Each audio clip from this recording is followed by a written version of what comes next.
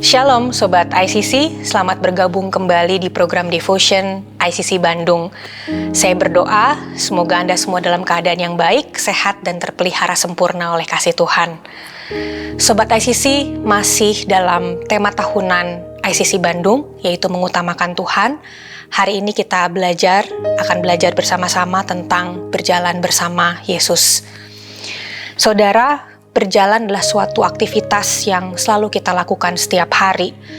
Ketika kita bangun dari tempat tidur, keluar kamar, menuju dapur untuk mengambil air misalnya, ke kamar mandi, atau mungkin kita berjalan keluar rumah untuk membeli sesuatu ke pasar, atau ke mall misalnya, atau ke taman untuk menghirup udara segar. Jadi berjalan adalah suatu hal yang lumrah untuk kita lakukan. Berjalan dalam hal ini bukan saja untuk menuju suatu tempat, tapi juga untuk melakukan sesuatu, untuk memperoleh sesuatu, atau untuk menggapai sesuatu. Tahukah saudara bahwa berjalan atau dalam bahasa Inggris walk, dalam kitab The King James Version itu disebut sebanyak 212 kali. Bahkan kata walked dalam bentuk lampau ditulis 122 kali. Saya menangkap bahwa artinya berjalan di sini menjadi sebuah kata atau menjadi pesan yang penting dari Allah Bapa kita untuk anak-anaknya. Salah satu kisah di Alkitab yang menceritakan tentang hal berjalan atau perjalanan adalah di kitab Keluaran 33, yaitu tentang perikop di mana Musa meminta penyertaan Tuhan ketika berada di padang gurun. Ini perikop yang bercerita tentang bagaimana Musa memimpin bangsa Israel keluar dari tanah Mesir menuju tanah perjanjian, yaitu tanah Kanaan. Kita bisa membayangkan, saudara, bahwa kala itu perjalanan yang ditempuh oleh Musa dan bangsa Israel itu sangat jauh dan memakan waktu yang sangat lama, 40 hari, 40 malam. Mari kita belajar dari apa yang dialami oleh Musa dan bangsa Israel, dan kita akan buka kitab Keluaran 33. Kita akan membaca dari ayat 1 sampai ayat ke-15, dan kita akan membaca ayat yang pertama terlebih dahulu. Keluaran 33 ayat 1, berfirmanlah Tuhan kepada Musa, pergilah, berjalanlah dari sini, engkau dan bangsa itu yang telah kau pimpin keluar dari tanah Mesir, ke negeri yang telah kujanjikan dengan sumpah kepada Abraham, Ishak dan Yakub. Demikian kepada keturunanmu lah akan kuberikan negeri itu. Saudaraku, ayat yang pertama ini berbicara mengenai perintah. Allah memberikan perintah kepada Musa, berjalanlah dari sini. Artinya Tuhan sendirilah yang memberikan aba-aba kepada Musa dan bangsa Israel untuk berjalan, untuk bergerak maju menuju tempat yang sudah ditetapkan oleh Tuhan. Saudaraku, seringkali dalam kita menapaki kehidupan, bisa jadi kita ragu untuk melangkah.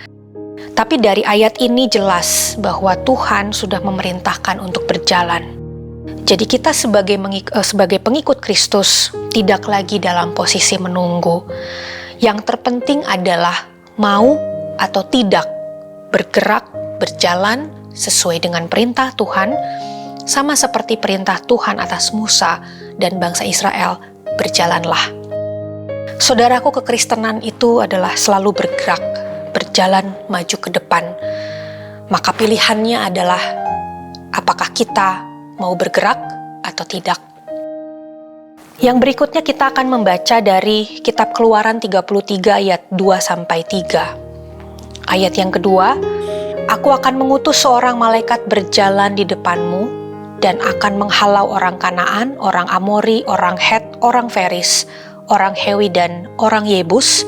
Ayat yang ketiga, yakni ke suatu negeri yang berlimpah-limpah susu dan madu. Sebab aku tidak akan berjalan di tengah-tengahmu, karena engkau ini bangsa yang tegar tengkuk, supaya aku jangan membinasakan engkau di jalan. Saudaraku, dari ayat yang kedua dan ketiga ini, kita belajar mengenai janji. Allah memberikan janji kepada bangsa Israel dan juga kepada Musa bahwa Ia akan mengutus malaikatnya untuk berjalan di depan mereka.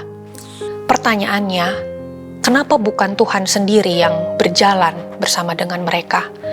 Ini karena Tuhan melihat kedegilan hati bangsa Israel yang membuat Tuhan sedih sehingga Ia tidak mau berjalan lagi bersama dengan bangsa Israel. Tapi berkat Tuhan adalah janji. Sama seperti kita sebagai manusia, seringkali kita maunya yang penting adalah mendapatkan berkat. Tuhan tidak ikut serta pun tidak masalah. Dan awalnya inilah yang diperbuat oleh bangsa Israel. Jadi pada saat Tuhan berkata bahwa Dia akan mengutus malaikat, ini sebetulnya berbicara Tuhan memberikan pilihan dan kebebasan kepada Musa dan bangsa Israel. Ibaratnya kalau mau hanya berkatnya, ya silakan saja jalan sendiri. Bisa jadi ada saat-saat juga di mana kita keras hati, kita hanya mau berkat Tuhan, tapi tidak melekat pada sumber berkatnya.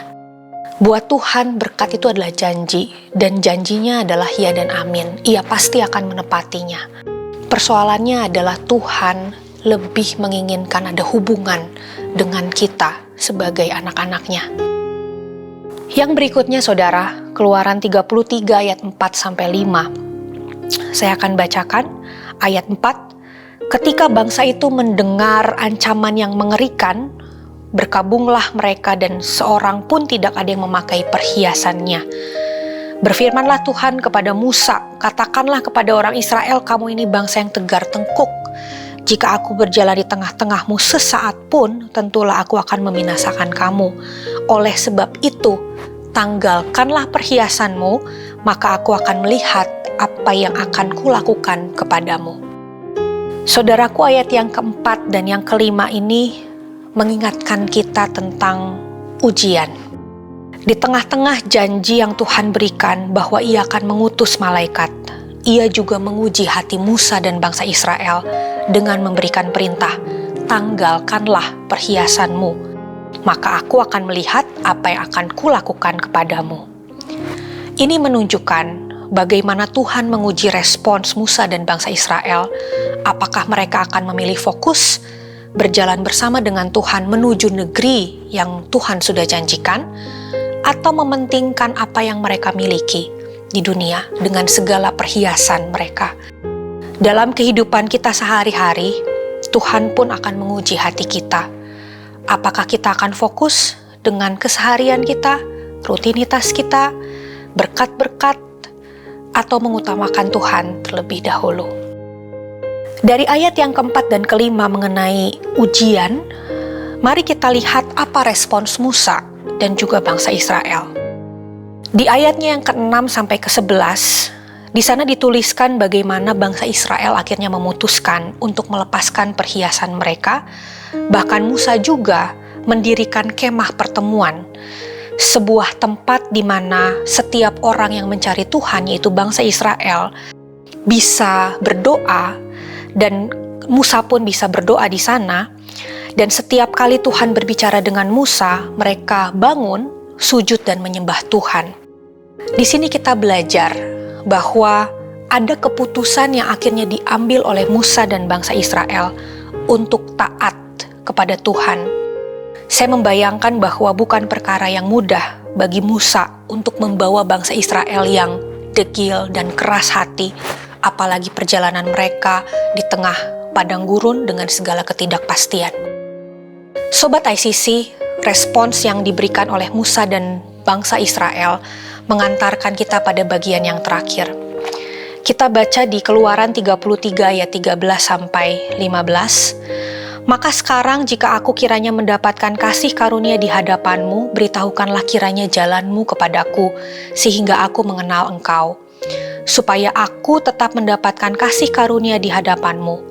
Ingatlah bahwa bangsa ini umatmu. Ini adalah seruan Musa kepada Tuhan pada waktu itu. Lalu ia berfirman, Allah menjawab, aku sendiri hendak membimbing engkau dan memberikan ketentraman kepadamu. Ayat ke-15, berkatalah Musa kepadanya, jika engkau sendiri tidak membimbing kami, janganlah suruh kami berangkat dari sini. Saudaraku, ayat ke-13 sampai ke-15 ini adalah bentuk penyerahan diri. Di ayat ke-13 Musa menyatakan, "Jika aku mendapatkan kasih karunia, beritahukanlah jalanmu kepadaku, sehingga aku mengenal engkau." Ini sebetulnya menggambarkan kondisi bagaimana Musa akhirnya betul-betul berharap pada Tuhan. Musa memilih tidak mau pergi jika Tuhan tidak bersama-sama berjalan bersamanya. Bahkan 1000 malaikat pun mendampingi, kalau Tuhan tidak sendiri berjalan bersama dengan Musa dan bersama bangsa Israel, apa artinya? Saudara, adalah hal yang tidak mudah seringkali buat kita juga gitu ya. Merasa tidak mampu untuk kita berjalan sendirian. Tapi dari ayat ini kita bisa belajar bahwa Musa memiliki respons yang benar. Musa akhirnya sadar bahwa ia butuh pertolongan Tuhan untuk memimpin perjalanan bangsa Israel menuju tanah perjanjian yang merupakan rancangan Tuhan. Sobat ICC yang terkasih, dari perikop yang kita sudah baca hari ini, kita belajar bagaimana Musa dan bangsa Israel akhirnya taat dan mengandalkan Tuhan untuk sampai kepada janji dan rancangan Tuhan yang hidup. Dan bahkan di perikop-perikop berikutnya dinyatakan bahwa Allah sendiri yang menuntun mereka berjalan di padang gurun dengan rupa tiang awan dan tiang api. Tiang awan dan tiang api ini adalah bentuk manifestasi Allah dalam kitab Taurat yang menunjukkan bahwa Allah hadir, Allah beserta, dan Allah memimpin perjalanan bangsa Israel. Dan begitulah caranya bagi bangsa Israel belajar mempercayai dan mengikuti tujuan dan kehendak Tuhan.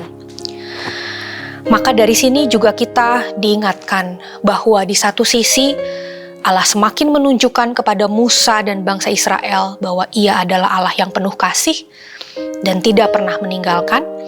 Dan di sisi lain Musa dan bangsa Israel pun semakin mengenal Tuhan. Tuhan adalah Allah yang setia, yang selalu dapat diandalkan, yang tidak pernah ingkar janji. Sobat ICC, sebagai penutup, berjalan bersama Tuhan berarti membiarkan Tuhan memimpin jalan kita. Allah yang memimpin arah kita melangkah, Dia berada di depan kita, dan kita harus sabar serta peka dengan tuntunannya. Apabila kita mengatakan bahwa kita berjalan bersama dengan Yesus, berarti di saat itu juga kita memutuskan, kita menyerahkan seluruh hidup kita sepenuhnya di bawah kendalinya. Percayalah, tangan Tuhan sendiri yang akan menuntun kita menuju rancangan yang ajaib. Mari kita terus berjalan bersama dengan Tuhan Yesus setiap hari. Mari kita berdoa. Ya Tuhan, Allah Bapa kami mengucap syukur untuk devotion hari ini Tuhan. Kami bersama-sama belajar bagaimana Allah selalu penuh dengan kasih, Allah yang setia, Allah yang tidak pernah meninggalkan, yang selalu hadir bersama dengan kami. Hari ini kami belajar ya Tuhan dari kisah Musa dan bangsa Israel, bagaimana berjalan bersama dengan Tuhan adalah hal yang lebih penting daripada sekedar menerima janji-janji berkat. Tuhan ajarkan kami untuk terus bisa mengandalkan Tuhan, mengutamakan Tuhan setiap hari. Terima kasih Tuhan, kami siap untuk menjalani hari ini, dan kami percaya Tuhan yang akan menuntun kami seterusnya. Terima kasih Yesus, di dalam nama-Mu kami berdoa dan mengucap syukur. Amin. Saudaraku, semoga devotion ini menjadi pengingat dan memberkati Anda semua. Terima kasih dan sampai jumpa di program Devotion ICC Bandung berikutnya. Tuhan Yesus memberkati.